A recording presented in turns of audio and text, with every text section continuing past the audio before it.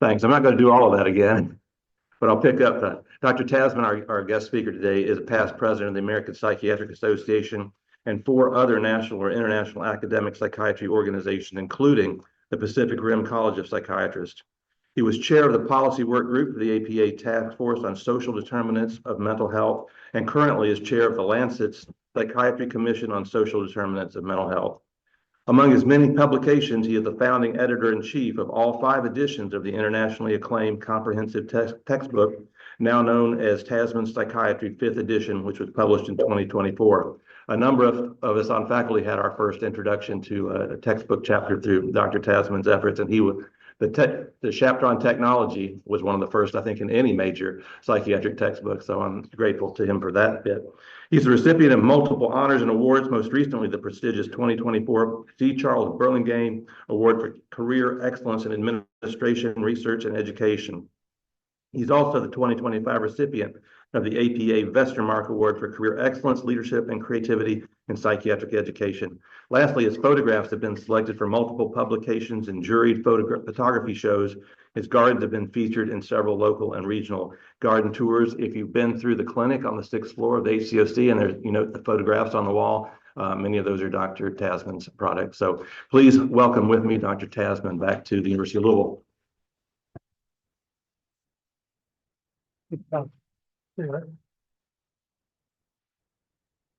Well, it's a pleasure to be back in this room.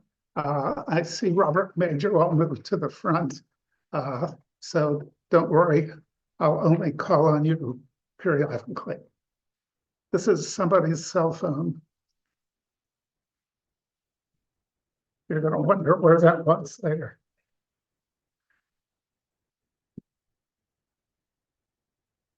So no financial disclosures needed.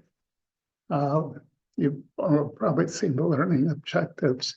So let me start with one of my favorite things to do, which is talk about a patient. So how many of you have seen Star Wars? So you know about Star Wars. So long ago, in a clinic far away, although actually not that far, it was right upstairs.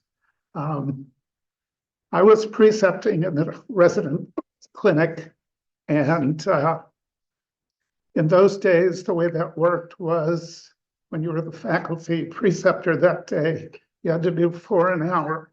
So it's going to probably take me just as long to tell you what happened, maybe longer, as to what actually did happen. So the resident told me that the patient he wanted to present, and this was one of our best third-year residents, and in those days we had nurse clinicians also working in the clinic.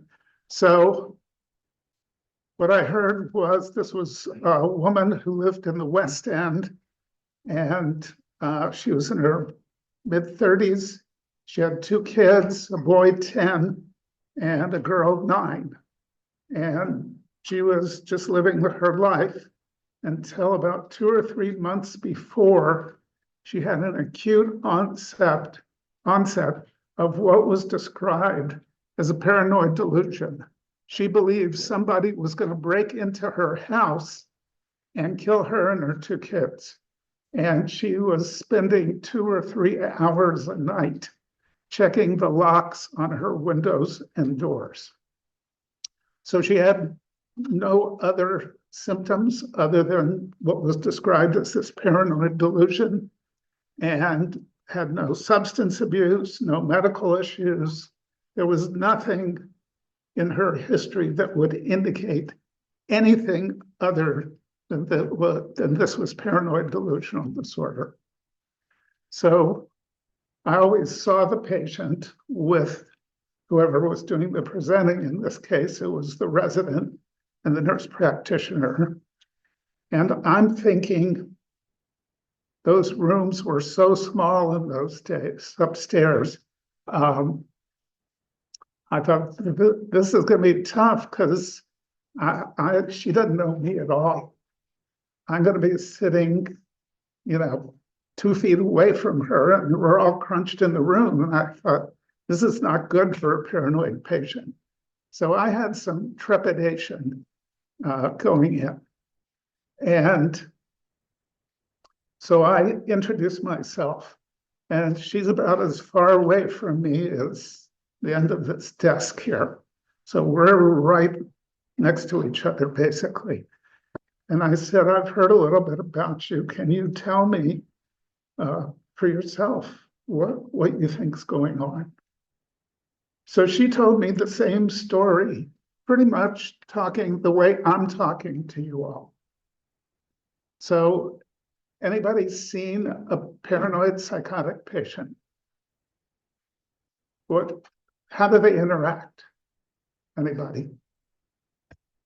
Do they talk like this? No. They're often very fearful. They don't want to get close to you physically or emotionally. And this woman's the opposite.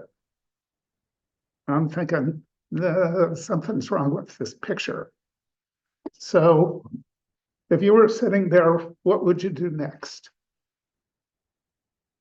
It's not a trick question. Well, what I decided to do was see if there was a precipitating event, because I was told there was none. So I'm asking all the usual kinds of precipitating event questions. Anything changed with your kids? Anything change at work? Anything change with your health? Anything change with the kids' health? Blah, blah, blah, blah, blah. I'm asking all these questions. She says, no, none of that. So I was kind of stumped. And it seemed like for a long time, it was probably not very long, I said, anything change in your neighborhood? Because I knew where she lived. Her address was on the record. I knew she lived in the West End. Some parts of the West End are high crime areas. I thought, maybe something's going on. So she says, well, yes. I'm so relieved because I was out of questions to ask. So I said, can you tell me what happened? Now, this was long ago. This is more than 20 years ago. So she said, did you see in the newspaper about this little 9-year-old girl who got killed in a drive-by shooting? I'm already getting chills. I say, yeah. She said, that was my next door neighbor. I said, you must be scared to death. And she starts crying. Now, paranoid delusional patients do not start crying in your office. So I'm thinking, okay, I don't know how this happened, but she doesn't have paranoid delusional disorder. So I say, you must be scared to death. She said, well, doctor, I'm more scared than you think. How come? She said, when that little 9-year-old girl was shot, she was my next door neighbor. She was on my front porch playing with my 9-year-old daughter. And she's really crying now. And I said, did you tell anybody anything about this? She said, no. And I said, how come? She said, well, I didn't start feeling scared for like 2 or 3 weeks later. Not typical for that kind of trauma. And she didn't know that. She said, I didn't think it had anything to do with it. So the resident, the nurse are kind of sitting there with big eyes thinking, how the heck did he do this? Of course, we all know attendings have magical powers, and I was using my magical powers. Not really. All I did was ask a question that nobody had asked. And I didn't even think of it at the beginning. I had to go through my whole list before I thought of it. So she said, no, I didn't think it had anything to do with it. And she's still crying. I mean, she's really upset. And every 10 seconds that goes by, I'm more and more convinced she doesn't have paranoid delusion disorder. So she had been put on antipsychotic meds, And like most of my precepting, usually the resident says, the medication's not working, I need some recommendations to switch. So I said, is this medication helping you at all? She says, no, it's knocking me out. She had a full-time job. She said, it's hard for me to concentrate at work. And then when I get home with my kids, it's not good. I said, so it hadn't helped a bit. And she said, no. I said, what would you think about coming into talking about how scared you are? Because I think that's the main problem here. You had a terrible thing happen, and you should maybe think about talking to somebody. Would you want to do that? She said, oh, yeah, sure. Also, more confirmation she didn't have paranoid delusional disorder. The last thing paranoid delusional disorder patients want to do is talk to you about it. So I said, how about if we stop your medicine and could you come every week and just talk to your doctor about how you're feeling? She says, yeah, I can do that. And so I asked the resident. He says, oh, sure, that's not a problem. So I said, maybe it's going to take 6 weeks, just thinking of some short-term thing. So the way the precepting worked is you were rarely in the clinic the same day. The resident you were supervising, and more particularly the patient. So I hadn't seen the resident or the patient for like 3 months. So I'm precepting one day and the resident comes up to me and he says, do you remember Miss so-and-so? I said, sure, of course. He said, well, I was worried I was going to criticize something. He said, I did exactly what you said. I tapered off her medicine and I've been seeing her once a week for therapy. And she's been asymptomatic completely for a month, and I was thinking about discharging her. And I said, sure, go ahead. Just tell her if anything comes back, she should come to the clinic. So he says, okay, I'll do that. He said, but can I ask you a question before we stop? I said, sure. How did you think of asking that question about her neighborhood? I said, well, I knew where she lived. I knew there was a lot of crime.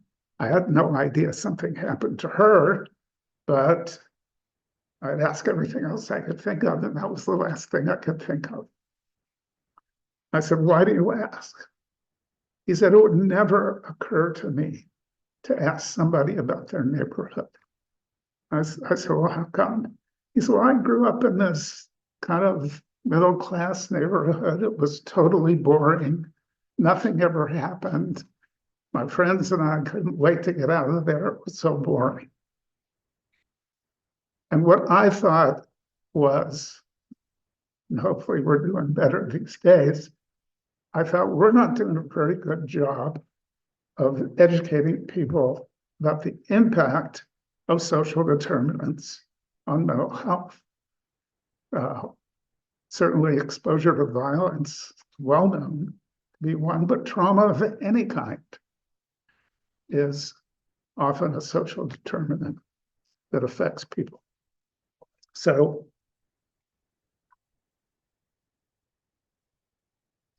okay, it's not forwarding, Robert.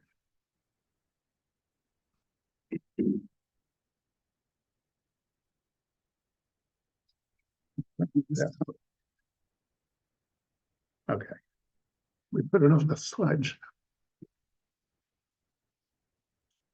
Well, that's okay.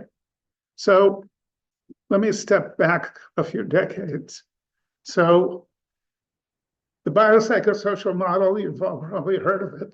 You've probably even been taught about it. That term was coined by an internal medicine doc at the University of Rochester in the early 70s. And his idea was that this was an integrative idea. Everything's connected to everything else. So biology, what's going on in somebody's mind, the way they interact, and the impact of past experiences in their current surround. So the key was it was integrative. So we used to pay more attention to this. We're on DSM-5 TR, and I think they're working on DSM-6 now. And DSM-4, it's like 20 years ago, there used to be a 5-axis system, and one of those had to do with social determinants of mental health. That was eliminated in DSM-5, I'm sorry to say, but the reality was nobody was using it. And the reason was because it took time. And generally, we don't have that much time to do diagnostic evaluations. So it's gone from our diagnostic protocols, but it shouldn't be. So what are the social determinants? I'm not going to read this slide. And by the way, I'm not going to read all this stuff on most any of these slides, but if any of you all would like to have this slide set, Christy can make sure you get it. In 2015, the United Nations published the latest iteration of what they call Sustainable Development Goals. And this was for every country in the world, for every person. And if you read through this, which again, I'm not going to do, every one of these things deals with a social determinant of one sort or another.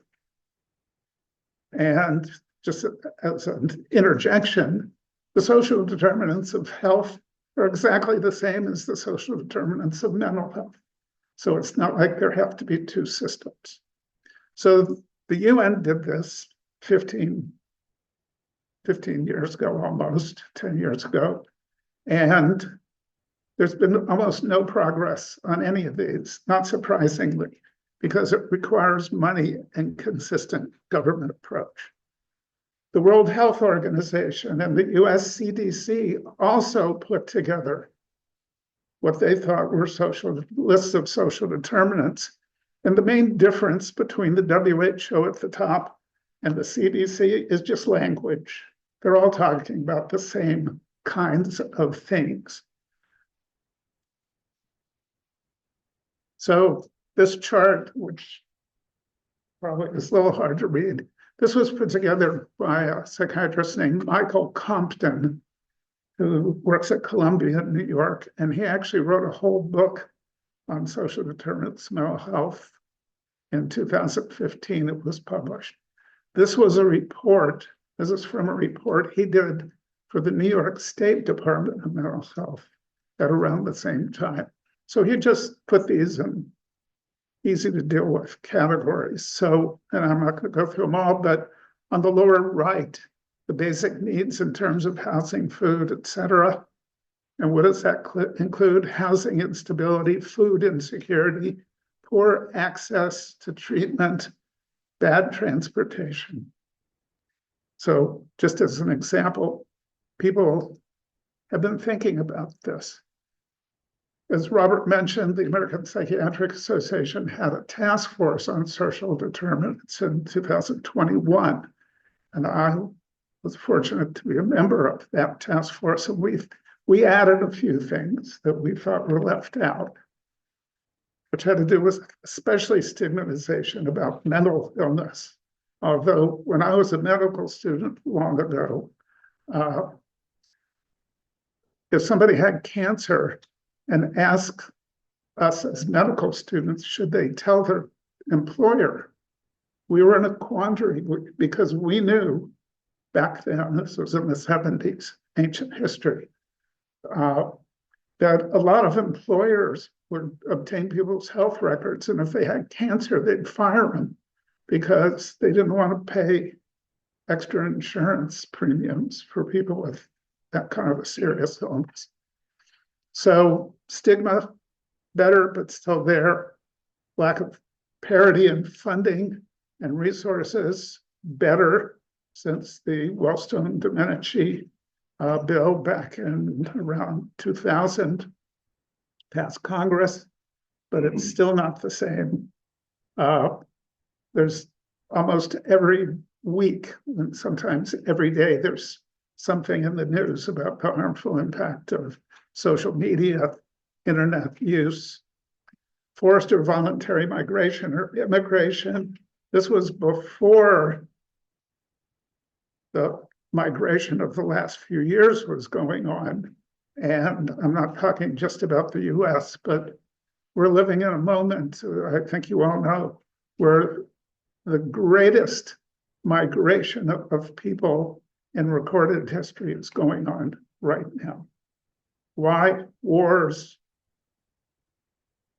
national policies. Think about Myanmar. They decided to kick out all the members of a particular religious group. So you've got that point. And social despair, adverse social environment, social isolation, and hopelessness. Now this task force was going on during the pandemic. And we know, because you don't have to be in med school or any kind of clinical training, because it's been in the news constantly for the last 4 or 5 years, that the COVID pandemic had an adverse impact on both health, but also mental health. And some people say, oh, this is just these left-wing, radicals, they're just blaming everything on something. The Brookings Institute's a pretty conservative but highly regarded think tank in DC. So they came out with a report that they said the COVID pandemic produced an epidemic of what they called deaths of despair. And that was defined in their report as from addiction, suicide, and overdose. And the Brookings Institute also said that all these things are adversely impacted by wealth inequality, economic instability, violence, polarization, and climate problems. So it's not just the people on the left of the political spectrum who have recognized the impact of the dramatic changes in the social environment due to the pandemic. So one of the biggest issues in social determinants of health and mental health has to do with whether you can get care. So I've been fortunate in my career to do a lot of international work. I've been to Bangladesh, which has, I think, 150 million people and 250 psychiatrists, plus half the country's underwater for part of the year. 150 million people, 250 psychiatrists. Kentucky has, what, Robert, 450, something like that, psychiatrists. So about half the number of psychiatrists we have in Kentucky. And good luck finding psychiatric care, even in Louisville. We have about the national per capita average of psychiatrists in Louisville. But if you're out in the rural parts of the state, down in eastern Kentucky, far western Kentucky, good luck finding care. Bangladesh has 250 psychiatrists for 150 million people. The United States has 1/3 of the psychiatrists in the whole world, but only about 6 or 7% of the population. So who in the United States does not have good access to mental health care? You can see this whole list. It's almost everybody, even people who can afford to pay out of pocket. Most of the psychiatrists in Louisville who are in private practice don't take insurance, don't take Medicaid, don't take Medicare. It's full fee only, but good luck getting an appointment because there just aren't enough to go around. And the likelihood that there's ever going to be is slim. So let me step back from this more theoretical stuff, although it's not theoretical at all. But let me talk about a few things that happened in our own department here. So we see a high proportion of people who live in the urban core at U of L, every department. And a lot of the patients who come to U of L are Black. They live in the West End. And there was what I call a mythology when I got here, and it's pretty much in most places, it's not just Louisville. There was a mythology that Black people didn't want psychiatric care. So I had this idea that maybe we could go to some of the historically Black churches and have some of our Black faculty and Black residents, because I thought if I go, I'm some old fat white guy. They're less likely to want to listen to me. So faculty and residents thought this was a great idea. So we scheduled once a month things sort of rotating around historically Black churches in Louisville. And, you know, people would come back and they said, gee, a lot of people were there. They, you know, they came up to us afterwards. They wanted to know if they could see us. So about a year later, this whole group of people who were doing these visits came to me and said, we've got to stop this. I said, I mean, you've been telling me, you know, people, you know, are interested, contrary to this mythology. The people want to get care. They want to talk with somebody about their problems. Why are you telling me we have to stop it? They said, because we can't handle it. There are too many people who are asking us for care, and we have to say no almost all the time. So we had to stop it because we didn't have enough resources to give people access to the care that they actually had always wanted. So that's an access to care and resource issue. I'll tell you about another situation. So I'm precepting in the clinic again one day, and resident tells me that this is a woman from the Caribbean, speaks Spanish, doesn't really speak English, and she's extremely depressed. And we've had her on antidepressants for 6 months and nothing's worked. And so, again, I need some psychopharm advice, I'm told. And I said, well, can you tell me a little bit about this? She doesn't speak English. She doesn't speak Spanish. Are we doing phone translation or what? And she said, no, her granddaughter, who speaks Spanish and English, and the granddaughter's boyfriend are the translators. And I'm thinking, I'm wondering how that's going. So I go in and I'm asking questions to the translator, and I'm getting a lot of no answers. So I just, now this was a bigger room. This was a decent sized room. So I decided I'm going to ask her myself. And so my rusty Spanish, I said, buenos días, yo soy Dr. Tasman y tengo preguntas, okay? She kind of looks at me and says, see, okay. So to make a long story short, what had happened was her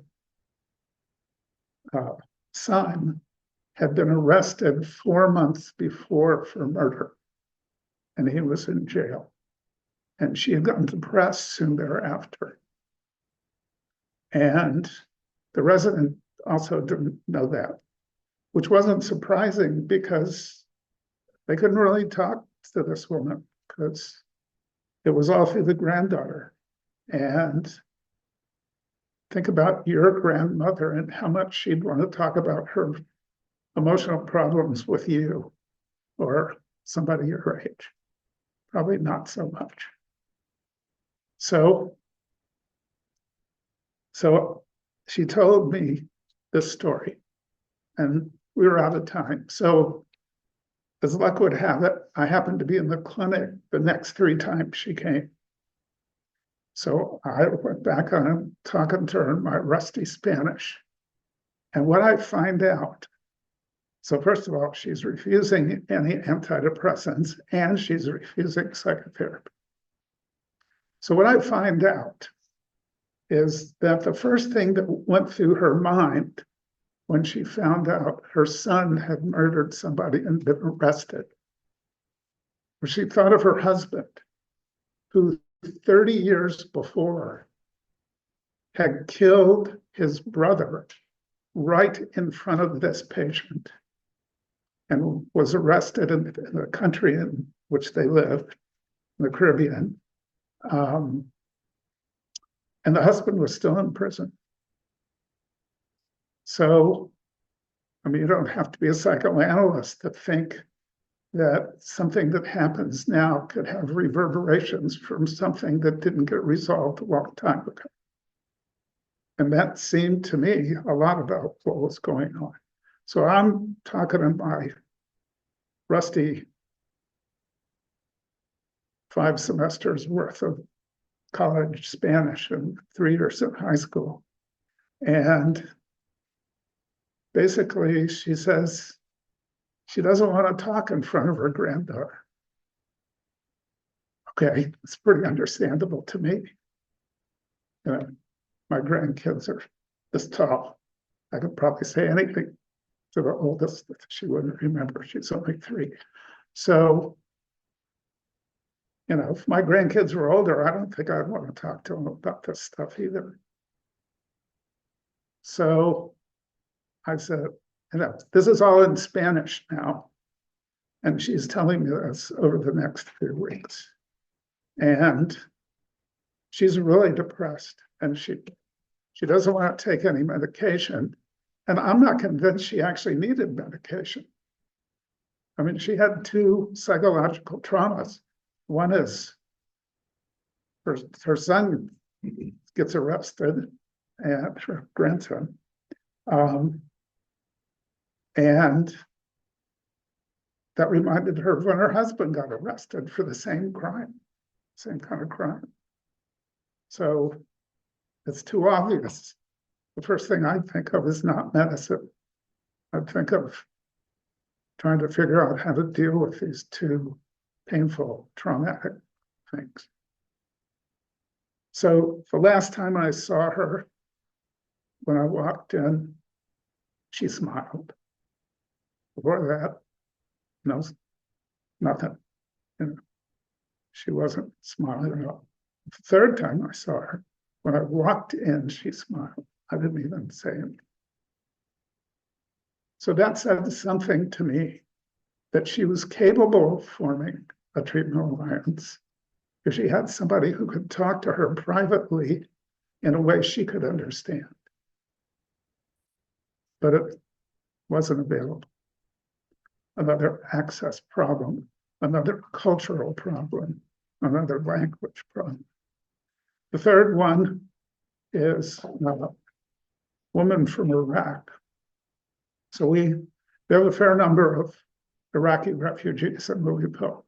And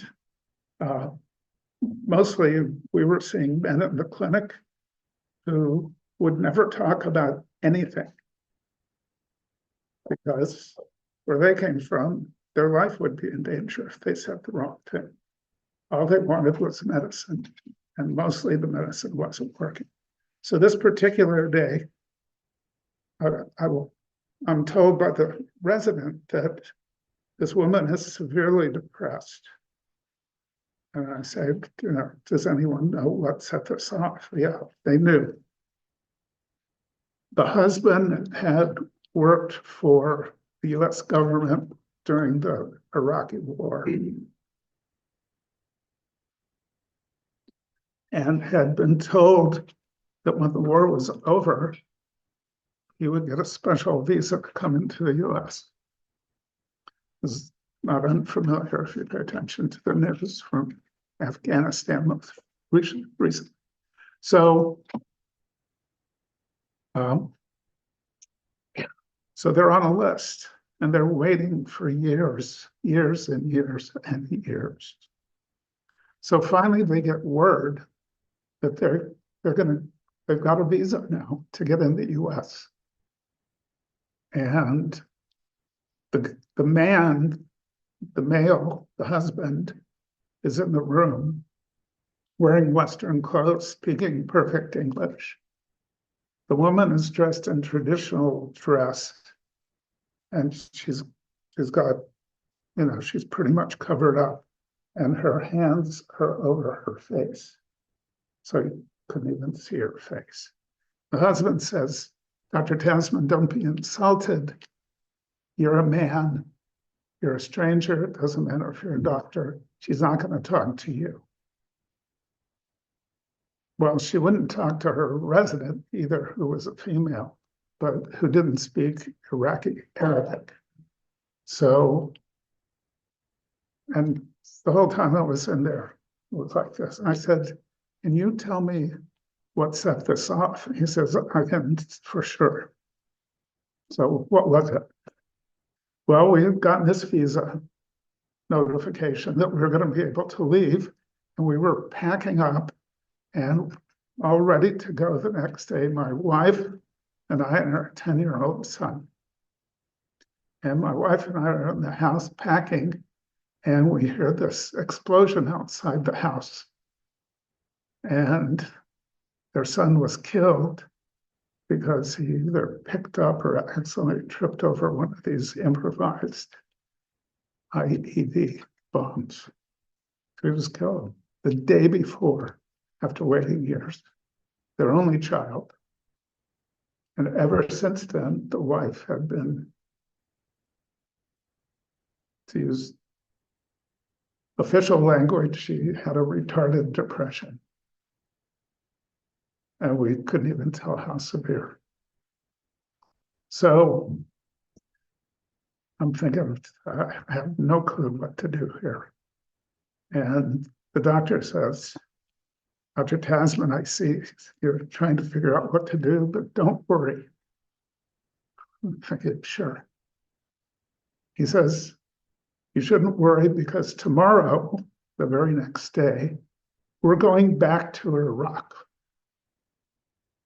And I said, how come you decided that? He said, she's been like this the whole time we've been here. And there's nothing I can do. And I'm hoping if we go back to being with our families, that she'll get better. I said, well, okay, I hope so too. This was like 10 years ago. And I said, if you do come back, let us know if we can be of any help. So as best I know, they never got in touch. And my guess is they probably did not come back.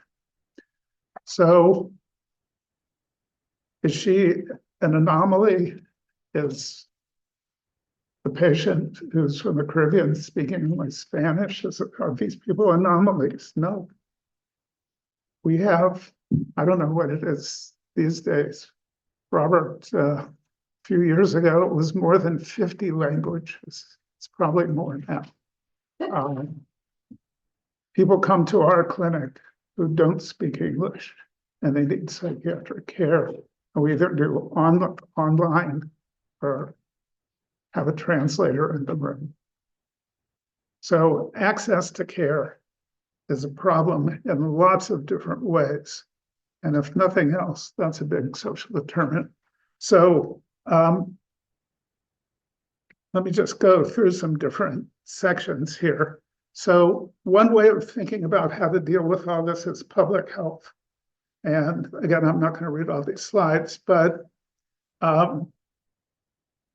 public health approaches to mental health care are pretty much non-existent, although we did institute the 988 line, but naturally there was no funding to adequately hire enough people in any locality to be able to deal with the demand.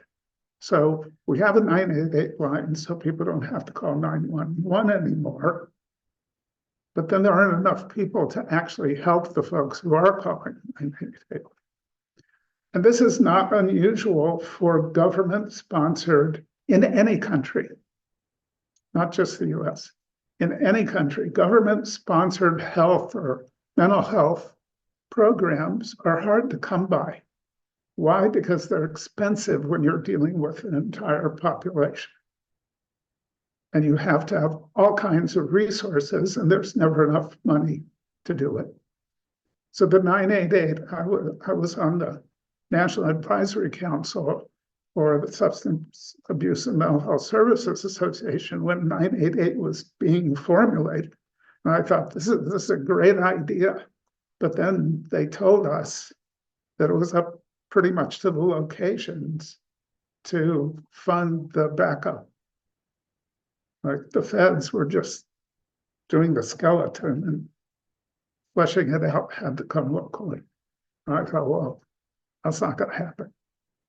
Not surprisingly, it wouldn't happen for pretty much almost any kind of public health thing. So we need more money if we're going to do big public health projects. Way more money and way more people, and we're never going to get them, either one. So what if we try to come up with some different ideas about how to utilize more effectively the trained people we have? So there's a psychiatrist from Southern India, Vikram Patel, who's now at Harvard. He didn't stay in Southern India.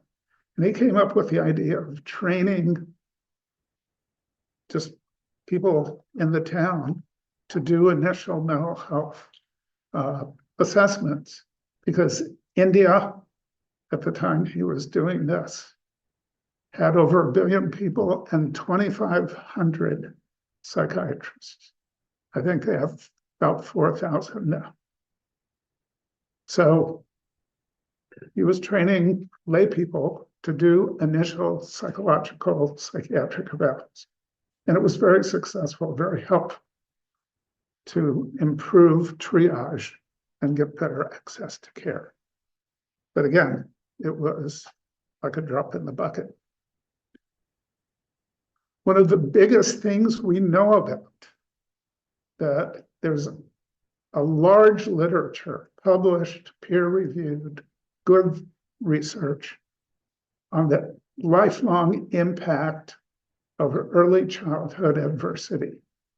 And one of the things I regret the most about the first woman I told you about, whose little 9-year-old was next to her 9-year-old next door neighbor when that person got killed, is we didn't really do anything about those kids. And I think those kids are in their 30s now. And what's their life been like? So we know early childhood adversity of any kind has the most important kind of lifelong impact, physiological, mental, social, of anything it has to do with school success, job success, anything you can think of, well documented.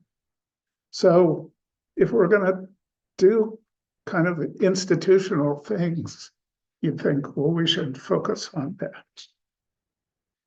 But we don't. Keep moving along here. So again, public health has had dramatic successes. Most places in the US have pretty clean water.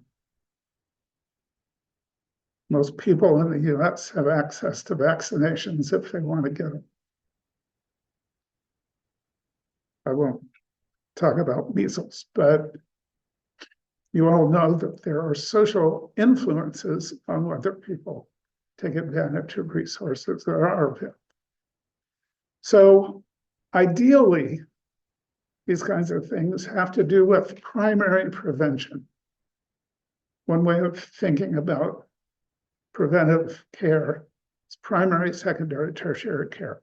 Primary prevention is doing what you can to minimize the likelihood somebody is going to have an illness. So again, think about early childhood adversity. We can't necessarily stop that, but we could perhaps deal with the impact. So secondary prevention means doing the most you can when somebody has an illness to keep it from having more severe effects than are necessary. And tertiary prevention has to do with dealing with long-term after effects. So if we're thinking about mental health promotion, we have to think at all these levels. And again, we don't have the resources to do it. So these big public health things are always great ideas, but there are never enough resources to deal with them. So I had this kind of crazy idea that maybe we should think about small level public health programs. Don't think about what you could do in a whole country or a whole state or a whole city. What if you focused on a neighborhood? So it turns out that my insight had already occurred to a lot of other people too. And there are a lot of people working on these kinds of things. So let me just tell you about two examples of what I'm talking about that don't necessarily require any kind of trained mental health or healthcare. So asset-based community development, ABCD. Let me give you a hypothetical. West end of Louisville is a food desert. There are almost no grocery stores in the West End. I think a couple of bigger ones are getting built. What do you do when people don't have access to enough food? What would you think of? What would you want to do? Not a trick question.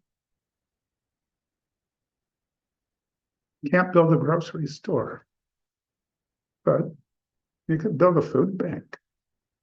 Dare to Care, I think, actually may have started in Louisville. It's now national. It's a food bank.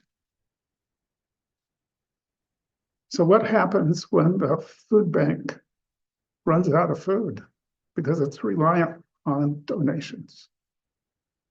What do you do with that? Not so easy to answer. So if you took the asset-based community development approach, you'd think, I wonder if I could find somebody in West End, South End. Those are the highest poverty parts of Jefferson County.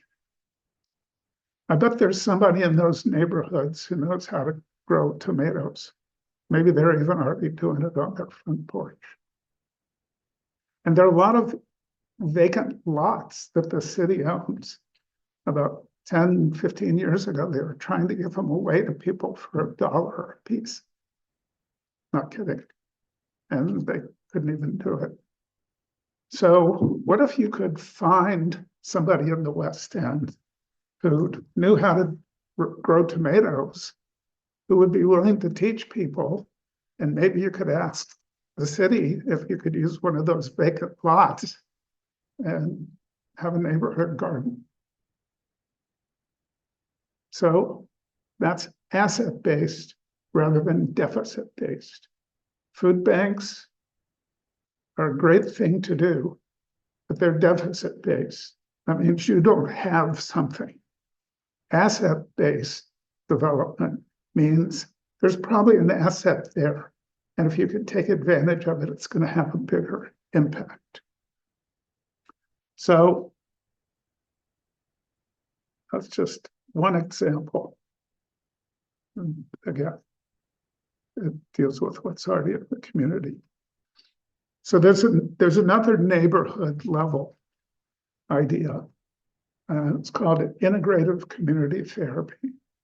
And basically, if we used American vernacular, we'd say it's a community support group. This was started in the favelas in Brazil, which, if you've ever been there, they're worse than anything I'd ever seen in the US. No water, no electricity, no nothing, high crime. Everybody's jammed together. So the psychiatrist in Brazil came up with this idea that what if we just got people together for support? And so he started this not that long ago, not even 10 years ago. And the idea is you have monthly meetings. Anybody from the neighborhood could come. Sometimes they only have a few people. Sometimes they have as many as 200 people. They're moderated by somebody who's trained to be a moderator, but not necessarily any kind of a clinician.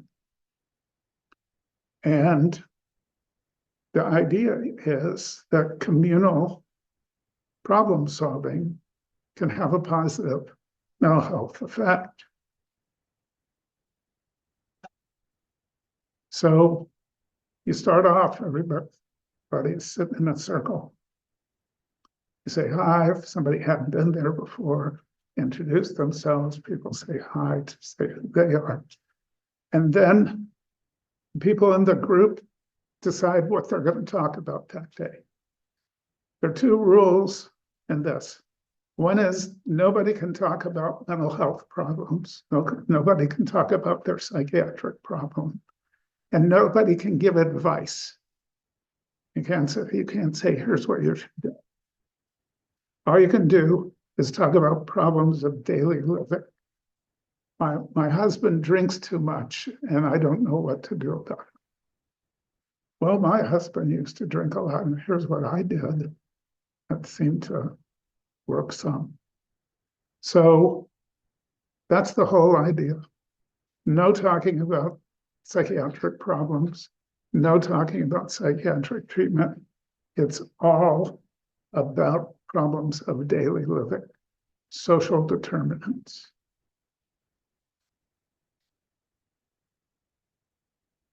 So ICT, it's not even 10 years old. It's in 40 countries. 35,000 people have been trained to be group moderators. I've been in a group the last few years that's trying to bring this to the US, where it does not exist. And there was an interesting research study because the guy in Brazil, most of the published literature on this is in Portuguese, and it hadn't been translated to English. But one of the things that one of our colleagues did translate, it was a study of 12,000 people. 12,000.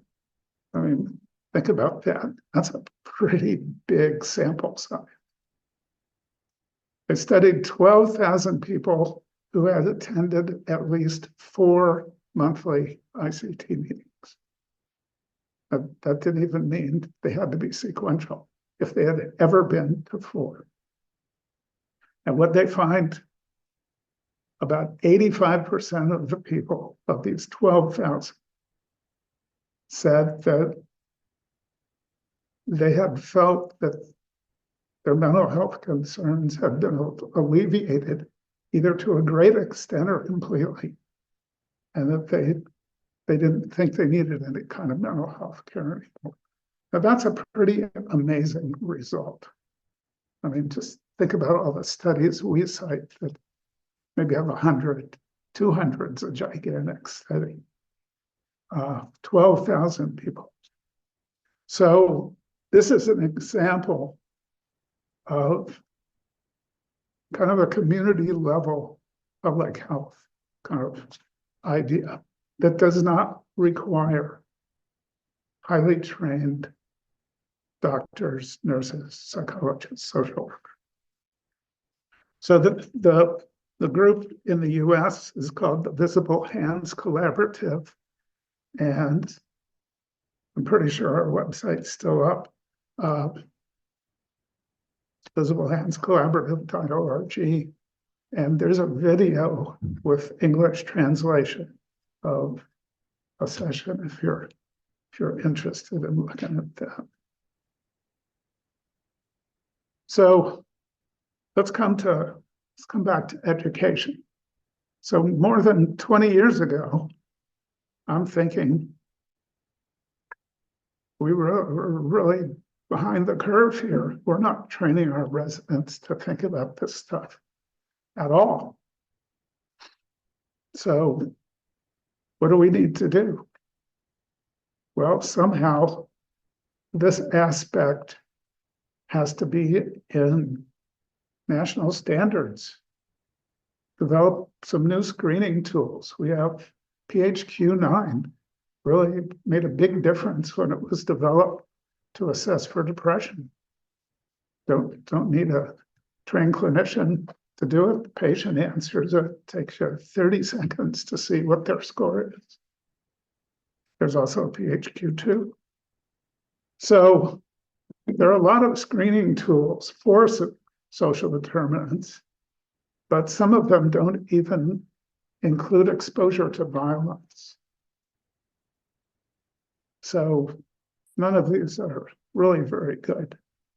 And when I first started talking to people about this a good while back, the first response, not surprising, was, well, what am I supposed to do? Buy them groceries? What am I supposed to do? Find them a place to live?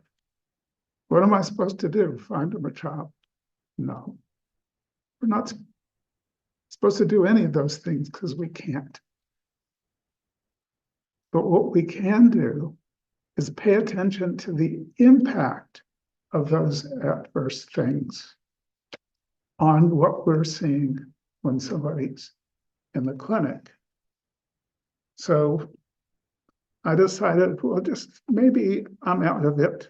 I'm old and, maybe I don't know the latest stuff.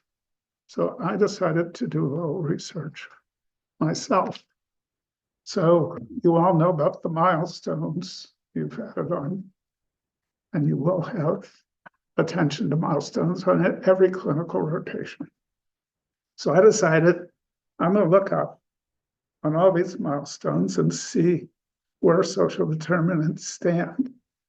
So first one I looked at, so I was saving what I thought would be the best for last. Psychiatry. I started with internal medicine.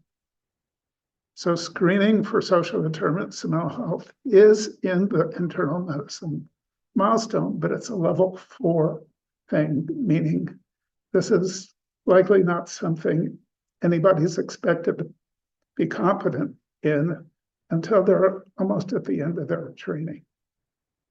So I thought, well, at least it's there. So then I looked up family medicine. I thought, this is going to be better. I was going along the ones I thought would be better and better. So I looked up family medicine.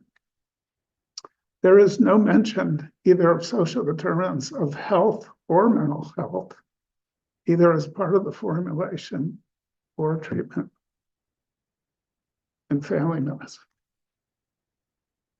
So I thought, okay, well, I know pediatrics is going to have something. So I looked through the pediatrics milestone.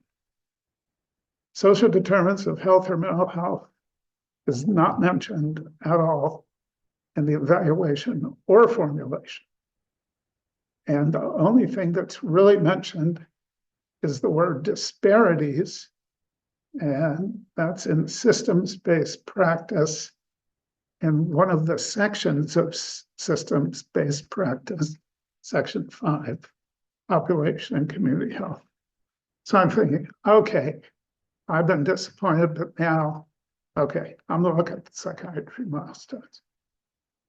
Well, none of this is mentioned either in evaluation. Formulation does include psychosocial and other developmental factors, but it doesn't say anything in particular about adverse social determinants.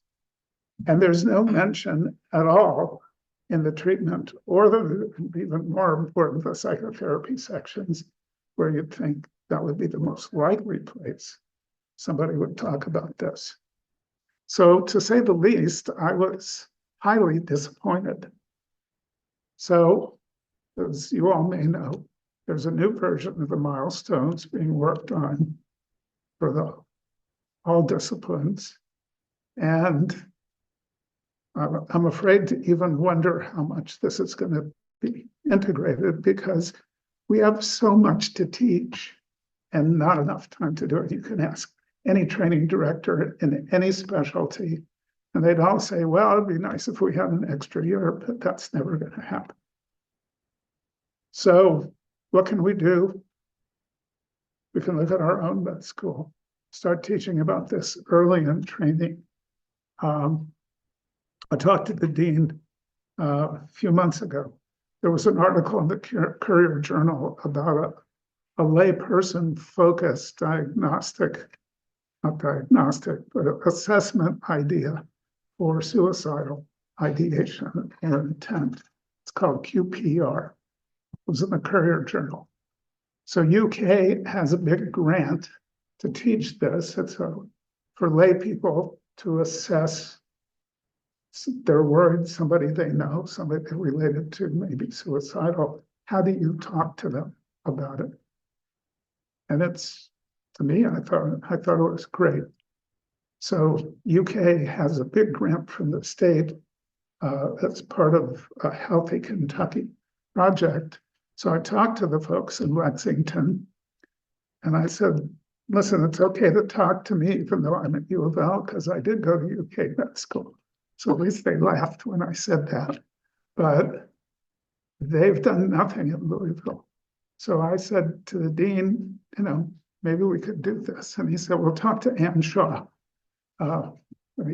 Med students are in here, you know, and so she wrote me back and said, you know, we used to teach this to first-year med students, and I don't know why we stopped, but maybe we ought to start it back.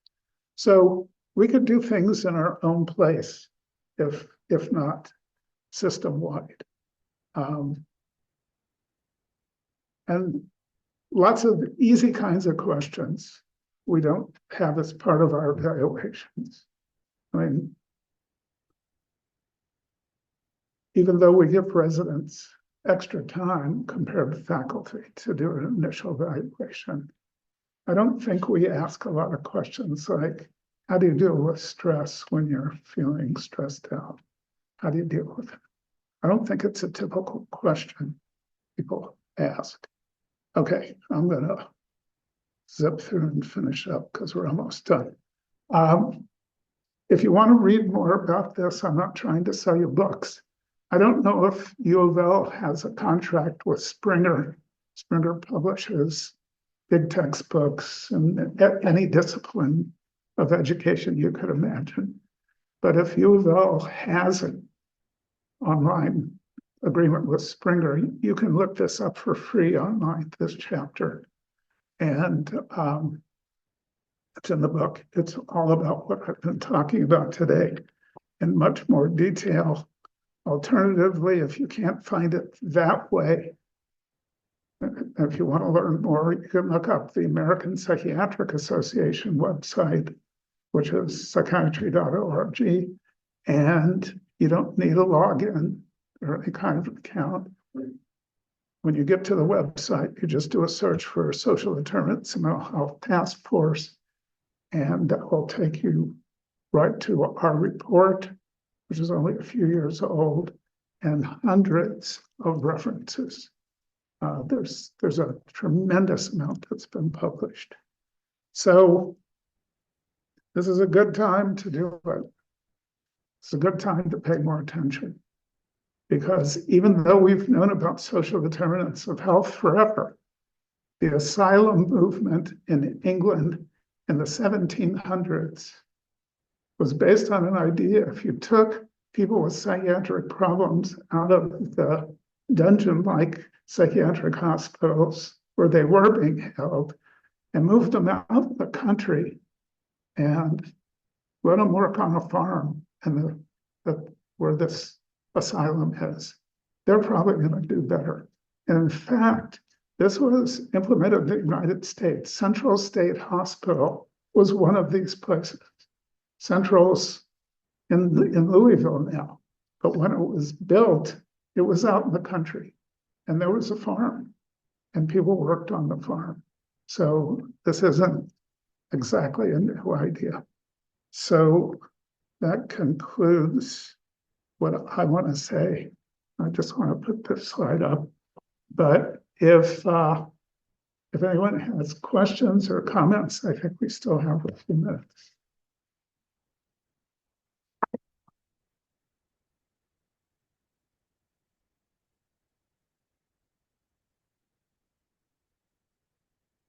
Sorry, go ahead. Go ahead.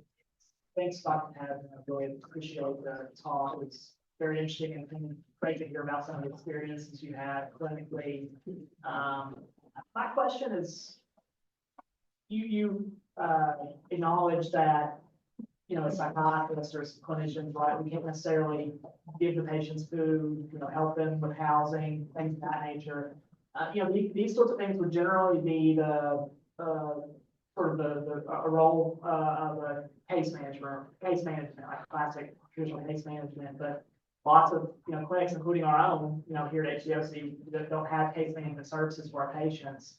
Do you think that's primarily because those services traditionally aren't billable through insurance? Thus, it's a cost thing. Do you think it's a lack of awareness of the social determinants of health that it's just not recognized, or is there something else that you think might be part of that? I mean, I'm no big fan of commercial healthcare, but I don't think that's the reason. I think we're not teaching people about this enough. I mean, when I was the first year medical student, I wasn't taught anything about this. There was a whole behavioral sciences course every session was taught by the department chair.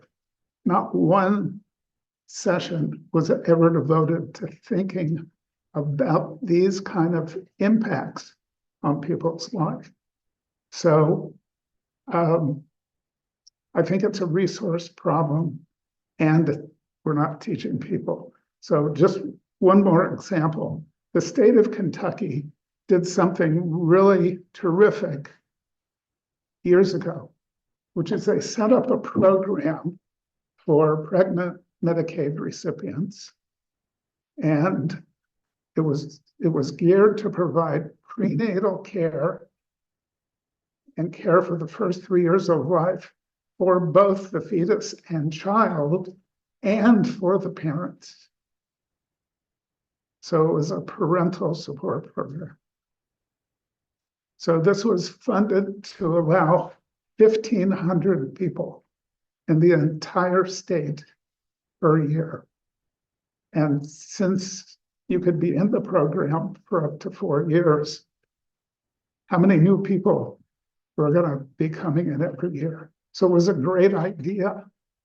It was dealing with all these kinds of things, but it was not even vaguely supported enough, and never would be.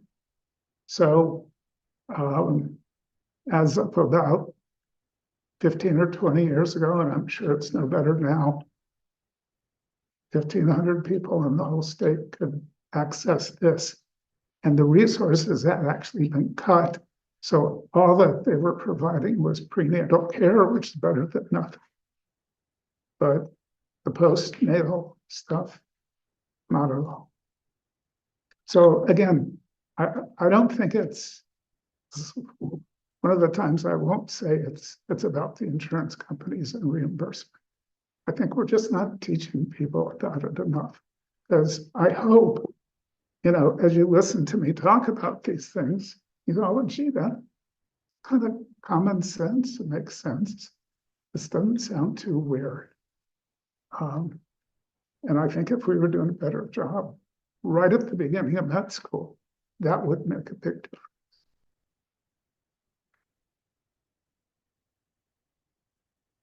Did somebody over there? Yeah. Oh, not a question, but a couple logistical things. First of all, thank you so much for a fantastic presentation. Would you be able to, when someone asks a question, repeat it into the mic or summarize it so that the people listening in on Zoom will be able to hear the question as well, just in the future? Also, I'm going to put a sign-in sheet on that standard. So Have I not been talking into the mic? you have it, just in the audience, the mic may not pick up the question. So. Okay.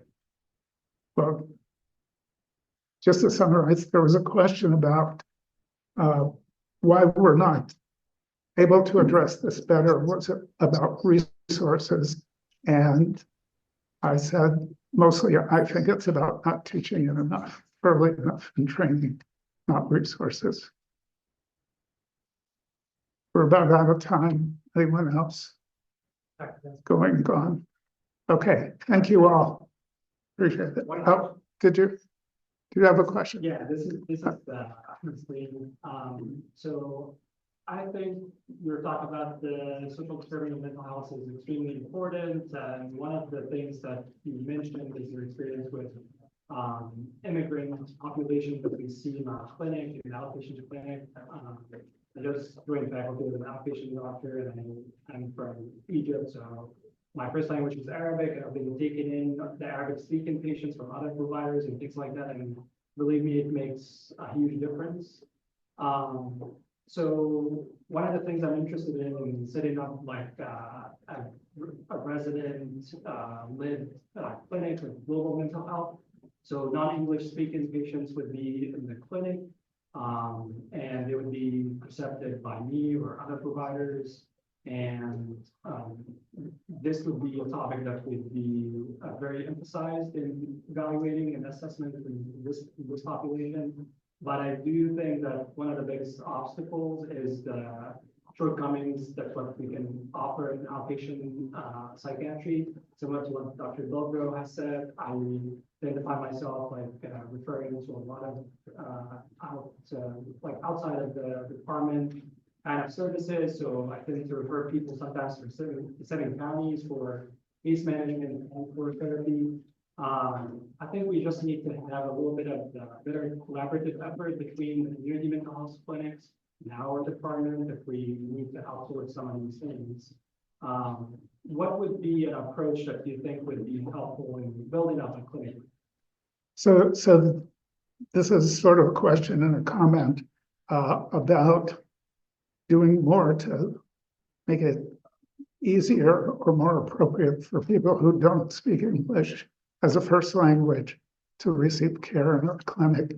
And the question is, what would be my advice? And my best advice is start small. I'm a person who always wants to do some big thing. And throughout my career, I've been, I guess, forced to realize that that's not how you are going to succeed most easily. The best way to succeed is do the easiest thing you can do first. It may not be nearly the best thing to do, but do the easiest thing in the smallest way. And then when that succeeds, expand it a little. And then you just keep going, and sooner or later, you find out you've got something pretty robust. So I think it's a great idea. Okay, anything else? Thank you all.